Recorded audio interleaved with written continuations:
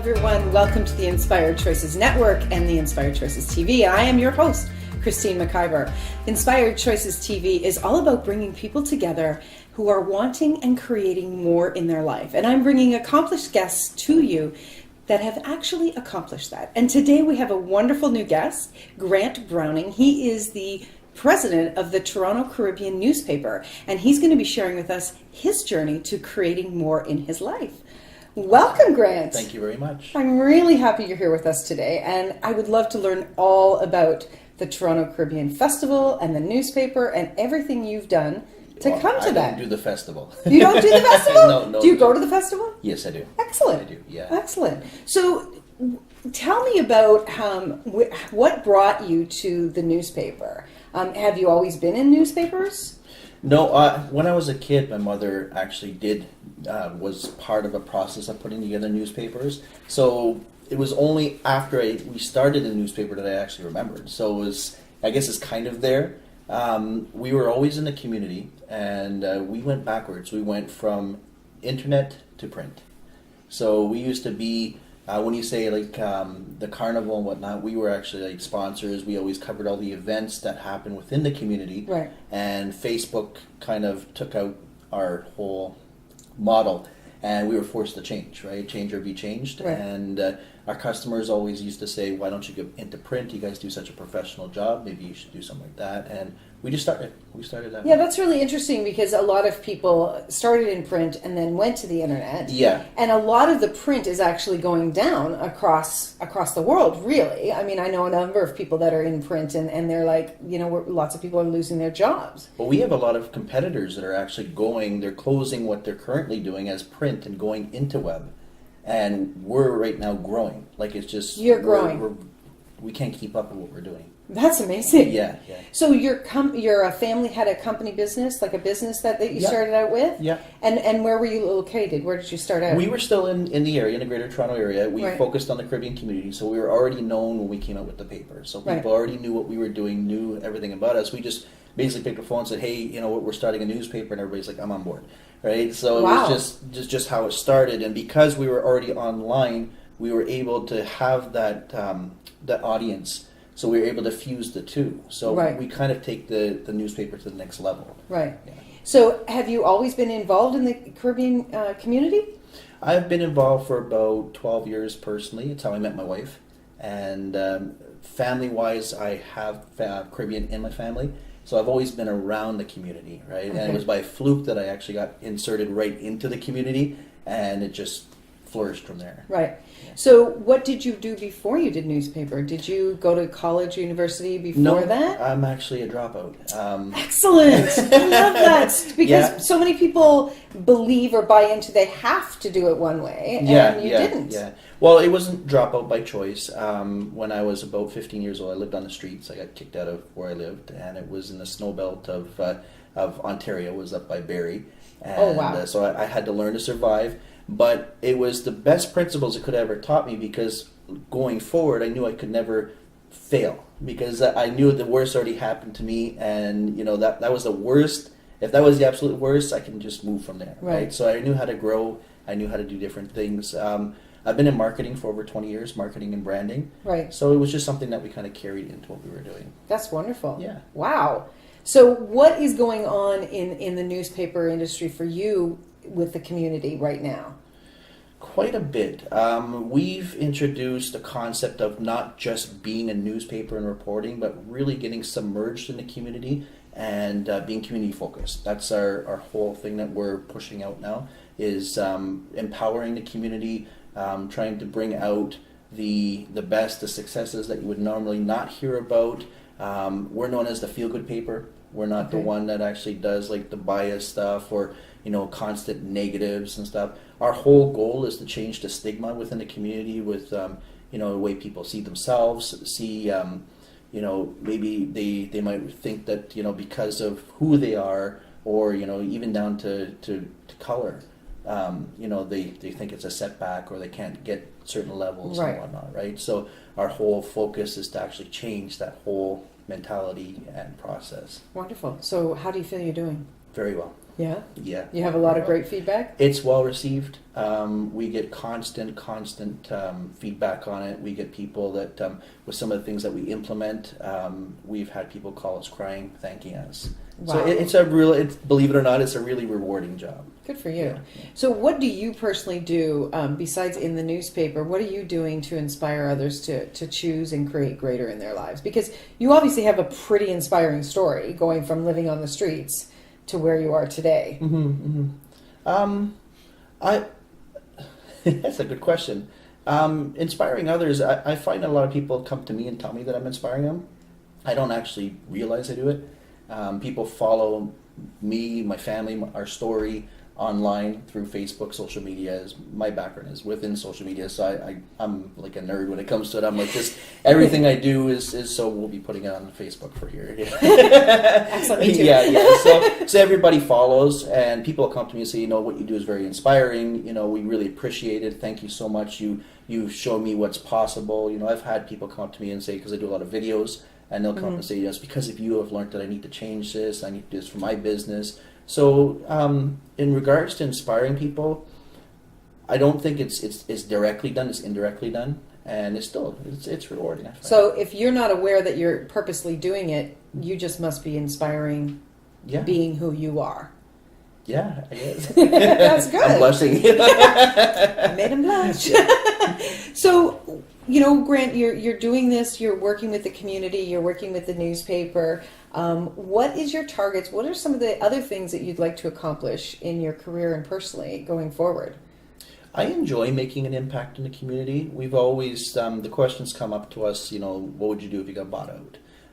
The bigger conglomerates that are out there are starting to focus on the community papers because these are the ones that are growing and the mainstream papers are dying. That is so interesting. So it's come up to me, like, what would you do if you got bought out? Would you accept or whatever? We've thought about it. We've thought the only thing that we've thought about is if we did sell, we can do so much more with the money that we have to make a difference. Right. So I think we would still stay with something that's community-based, community-focused, really trying to make a difference. Right. So do you participate by raising funds or raising awareness of events in the area or inspiring, I don't know. Well, we currently do that now, right? We're always trying to help people set them up and whatnot, right? But I think we would do something along those lines. I wouldn't personally try and finance things, but I would look at different aspects where we can actually benefit the community itself and benefit maybe those that are less fortunate. Right. So do you involve yourself in any groups, any specific groups like youth or, recently immigrated individuals or anything like that? We have good intentions. we really want to get involved with that. Our biggest hurdle that we have to get over right now is the lack of people we have with us, right? Because it's just so demanding. We have 5 reporters right now that are always on call, and every week we are turning stuff away. Wow. It's that much, right? And we just can't get enough manpower to cover everything that we're doing. That's amazing. That's not a story you hear very often. Yeah. I've heard of a lot of people who have been gone into journalism and they couldn't get a job in journalism and they end up working in different industries. And you're finding the exact opposite. Yeah. Wow. You obviously have a wonderful formula for whatever you're doing. I can't give all my secrets. So what is what's the biggest challenge that you've had with the newspaper at this point, up to this point? The only challenge I would say, this question came up last night when we were talking, and for me, it's finding good people. To work or to interview? To work with, to work. That's really the only challenge. I mean, any other challenge, I take it head on. So, because the original joke when the question came up was like, I have no challenges, right? Because I like challenges. Right. But the one that I find that is the hardest is to find good quality people to work with. Right. So what kind of qualities are you looking for in the people? I like people that are willing to grow, that are hungry, that are not the 9-to-5 mentality. They're the ones that are willing to do whatever it takes. Right. And I find a lot of people come in hot and heavy, and they're always like, yeah, I'm ready to go. But when it comes down to the grind, and you're really ready to start grinding and really hustling, right? It's like you push them away, kind of thing, right? Because all of a sudden it's like they can't handle the whole aspect. Well, it definitely, it nearly sounds like you need individuals who are nearly self-employed, like they're entrepreneurs. Yes. That they have that thirst. Well, you'd be surprised some of them were self-employed. Well, obviously they aren't anymore. It takes that extra, it sounds like you require that extra desire and drive to make a difference. Yeah. Well, I mean, I've been told many times I'm very meticulous, and I have a high standards of excellence, right? I always try and hold people at a higher level, and I always look to try and build them up. And I find sometimes people can't just keep up with what I expect from them because I see them for who they can be, but sometimes they can't, right? Right. So, how many people do you actually employ in the newspaper? We have over 25. Oh, wow. We have, I think it's 18 or 19 writers that write contributors.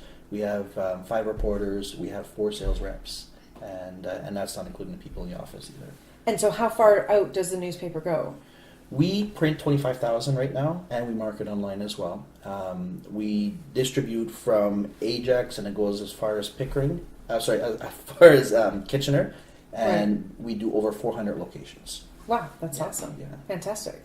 So, what's the greatest secret that you have in the newspaper industry for the individuals that you employ to succeed? Persistence. Yeah. Do whatever it takes. Right. And what are some of the things you've had to persist at? Wow, there's been so many times that, the need to want to quit, just because there's a lot of sacrifices you have to do, to get where and I think it's like that with any business. I mean, any business that I've been in before, it's always, you have to do whatever it takes. You have to be willing to do the sacrifices. If it's, a matter of it takes 16 hours to do something, you can't complain, because you're doing it for you, you're not doing it for somebody else, right? So it's really doing whatever it takes. It's persistence. Right. And so the whole theme is the community. So tell us about that. What does the you in community mean to you? It's not so much the you, because if it's the you, then it's all about yourself, right? I find it's more, for us, our whole thing is the unity in community. The unity. Putting people together, working together, finding a common ground, a common goal. Uplifting not just one person, but as much people as we can within the community. We started something that was a woman empowered, which is, I find, is something that's not, especially within our community, it's not something that's really recognized. And there's a lot of successful people that are within the community that are Caribbean descent. We recognized another need where there was a typical thing where a business owner would open up a business but never put any funds aside for advertising. They never recognized the need. So we started to see, it was common that you would see a company open up and then 3-4 months later they may not be there, right? Because they never knew the proper steps to take it in branding and advertising and marketing. So what we did was we actually came into them and said, okay, what if we did like a write-up on you and gave you a free ad and basically telling people why they need to use your services, who you are as a person, your history, and a whole, they make it sound really nice. The first 2 that we did, we had people call us and say within a couple hours of it dropping, their business had increased by 50%. Oh my gosh. Yeah. That's fantastic. So is that a standard that you're doing all the time now? Yeah, every edition we feature a business, and it's just, we had one guy that, and we're test marketing, so we're doing different markets now. We're not just doing like restaurants and stores. We did one last week that was an entertainment planner. And he got calls within an hour of it dropping on the shelves. And he's got bookings, he's got everything that's happening. And he was already doing well, but I wanted to use him as a guinea pig to see if it would work. Right. So it's showing that it's literally working with every industry, right? It's just because of our readership. That's fantastic. Yeah. So who are your subscribers? Is it just the people within the... No. It's everywhere. We guarantee a 90% readership. Personally, for the last 4 years, I've taken care of, at the time, it was 100% of the deliveries because I wanted to be in everything. I wanted to see the people's interaction. I wanted to see what they liked, what they didn't like, what worked, what didn't work, get to meet the people. And the old saying, people will only do business with you if they know you, like you, and trust you. So I wanted them to build trust in me because, I mean, obviously, it's a little different working in a community that's Caribbean based, because the first thing they do is they judge me by skin color. Right. So doing that, I was able to see the type of people, and it was really interesting. I've taken some of my customers with me so they can see. You're literally walking in with a stack of paper and people are attacking you as you're coming up. It sounds weird, but it's the actual truth. Oh, I've been waiting for your paper, and they're coming. Oh, attacking you! I didn't know what you mean. Why would they not beating you up. No, but they're literally like, I mean, it's not even out of my hands. The straps are just cutting, and then all of a sudden they're grabbing it, and I get smacked in the face from the papers and everything, right? Because it's like a drug. They want the paper for some reason, and it's rewarding in itself just seeing that, right? Right. So readership wise, we vary. I mean, we obviously have a large Caribbean following, right? But we have Italian, we have Portuguese, we have Chinese. They love the colors of it. You know, it just spans. It's a wide array of different ethnicities and cultures that love the paper. That's fantastic. Yeah. So have you been approached by any of them to ask you to start a newspaper for their culture? I get approached for everything when it comes to print. Yeah, all the time. I've had holistic people that want to do a holistic paper. We've had a few Indian papers that wanted us to come on board, and I mean, for me, there's obviously a language barrier and stuff, right? We've had quite a few people that have come to us, and we've even had people that have called from BC and Calgary that wanted to know how we did what we did, so that way they can do it too. Wow, that's fantastic. So do you ever see yourself having a lot of different markets, a lot of different cultured newspapers, and you being the king overseeing it all? Yeah, but it could be a branch of the business that you have today, right? Yeah, we have a lot of things in the works and a lot of process. We recently brought on, I guess about 6-8 months ago, like a legal department, and they've been doing a lot of research. And they've gone into Montreal, they've gone into the Calgary market. So they're looking at a few different things, and they've come back and said, well, this is what you can do, what you can, possibly open up and stuff, right? And we know the market's there because we've already got the market online. We've had as much as 160,000 downloads for one edition. Wow, that's fantastic. Yeah. But I was Lennox Lewis, so of course it's going to be like a big. Hey, you got to use who you have, right? Yeah, that's fantastic. Have you ever thought of doing one large newspaper that serves many different cultures? I don't know if it would be so targeted then. And the problem is that as much as we enjoy culture, sometimes other cultures may not enjoy the other cultures, right? So it might actually turn others off and stuff. Right. So it's a very sensitive market. Right. So the Caribbean market, your readership must really enjoy the focus just on them. For sure. And so how big is the Caribbean market in Toronto? Very big. I've heard that, I can't remember the exact stats, but I think there's about 300 or 400,000 Jamaicans alone that are within the Toronto area. Right, yeah. There's definitely a lot of Jamaicans. And then you have everything else. You have your Barbados, you have, Guyanese, Trinidadians. It's just all different. Right. And are you involved, as I said at the beginning, are you involved in the festival that goes on? Yep. We haven't been involved in the last 2 years just because there's a lot of power struggle going on. Right. Scotiabank just pulled from them, so there's a lot of issues going on there. So we haven't really been involved, but leading up to 2 years ago, we were heavily involved working with what is referred to as the mass camps, which is the sections that are in the parade itself. Okay. So we would actually be sponsors to them, or we do write-ups on them, or whatever features and advertising and whatnot. Right. Very good. Yeah. Awesome. So what's your favorite thing about doing the newspaper? I enjoy all of it. I really do. I enjoy the community itself. I enjoy delivering and building a product that they're proud of, because we're really the front line of the community, right? So, you would take someone who's of a different ethnicity or culture. If they pick up our paper, that's a direct reflection of the whole community. Right. Right. So the fact that the community takes our paper and trusts it enough to to advertise, we're the largest paper in the community. I mean, the other papers are like 16 to 24 pages. We're consistently 48 plus. Wow. Right. And we're about a 60-40 split, 60 being advertising, and it's just constant support. So they really take to us and feel that we are the voice of the community or of the Caribbean market here. Right. So I think it's my favorite part. It's the whole thing. That's awesome. Yeah. So where can people find the newspaper? All over the place. You can find it in obviously your Caribbean establishments, restaurants. If you find any like Oceans or Ample Seasons, like the Chinese Asian markets, you'll find us in there. There's some mainstream markets. You can find us online, TorontoCaribbean.com. Awesome. That's fantastic. Okay, I have 5 final questions that I want to ask you. So, what is your favorite inspirational quote, and how has it influenced you in your life? People of integrity expect to be believed, and when they're not, they let their time and their efforts prove them right.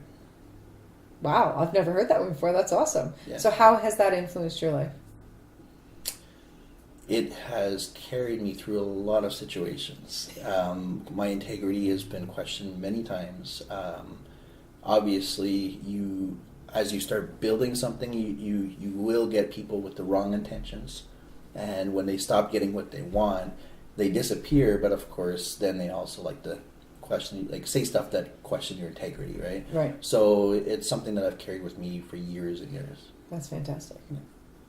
So what inspires you to get out of bed in the morning? I love business. I do. I love business. I enjoy business. My wife's told me, like, if we won the lottery, she'd stay home and take care of the kids. And I said, no, I would keep developing stuff because I enjoy developing business. And truth be told, I enjoy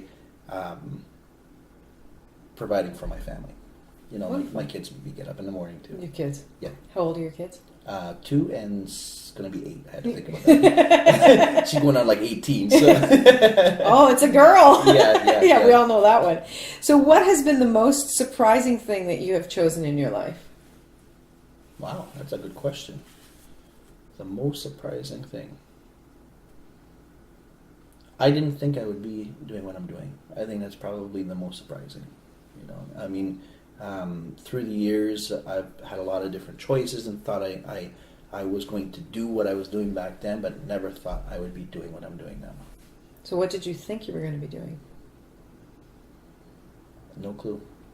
For many years, I was kind of misguided, you know. Right. So it was, I mean, obviously when I wasn't able to finish school, there was a lot of, you know, hanging around the wrong people, getting into the wrong influences, and it was my first mentor that kind of gave me no choice. and he's the one that started putting me on that direction of, you know, personal development and the whole thing, and that one thing changed my life, you know. So as for what we did now, I'm surprised. I can't say I'm surprised. I knew I was always destined for business and building and stuff like that, right? But I was just surprised at where I ended up. Where you ended up. Yeah. That's fantastic.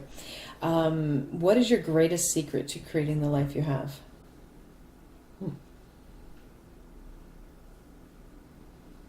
I would honestly say the same thing, persistence.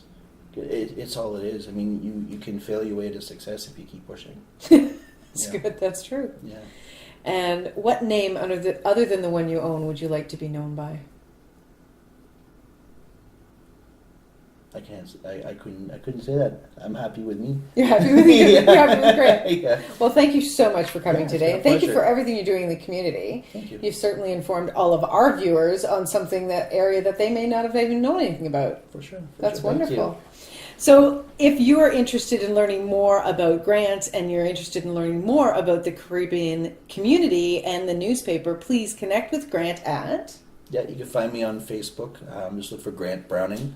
And of course, TorontoCaribbean.com. TorontoCaribbean.com. Awesome. So stay tuned with us. Next week, we'll have another amazing guest that's going to share their inspiration with all of us. Thank you so much for tuning in today. I'm Christine McIver, Inspired Choices TV. Bye for now.